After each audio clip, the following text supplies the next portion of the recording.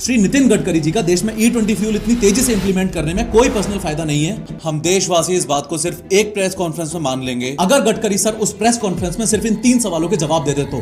Question number 1, new Delhi में business today summit में आपने बोला था कि गाड़ियों में 20% इथेनॉल ब्लेंडेड फ्यूल डालने से कोई दिक्कत नहीं होती, बाकी देशों में भी है, ब्राजील ने भी इंप्लीमेंट किया है वगैरह वगैरह। तो देखो सर, पहली बात ऐसी है कि दिक्कत तो होती है, आए दिन नए नए केसेस रिकॉर्ड हो रहे हैं जहां लोग E20 फ्यूल की वजह से उनके व्हीकल्स में होने वाली प्रॉब्लम्स बता रहे हैं, बस कोई सुनने वाला चाहिए। दूसरी बात यह कि अगर E20 fuel non compliant cars को डैमेज करता ही नहीं है तो सरकार देश में बनने वाली हर नई गाड़ी को इतनी तेजी से E20 कंप्लाइंट क्यों बनाने की कोशिश कर रही है। और रही बात ब्राजील की, तो ब्राजील ने E20 और E30 खुद के देश में तब इंप्लीमेंट किया था जब उनके मोस्ट व्हीकल्स उस काबिल बन चुके थे, और फिर भी उन्होंने E0 और E10 के ऑप्शंस दिए थे। पर भारत में तो ऑप्शन ही नहीं है, भले ही गाड़ी खराब हो जाए E20 ही भरवाना पड़ेगा। क्वेश्चन नंबर 2, जब अपने देश में E20 फ्यूल इंप्लीमेंट करने का ओरिजिनल प्लान साल 2030 तक था, तो अचानक से इस पूरे प्लान को फास्ट ट्रैक करके 1-1.5 साल में क्यों निपटाया जा रहा है। 2030 तक रोड पर चलने वाली मैक्सिमम गाड़ियां E20 कंप्लाइंट हो जाती हैं और जनता को कोई दिक्कत नहीं होती।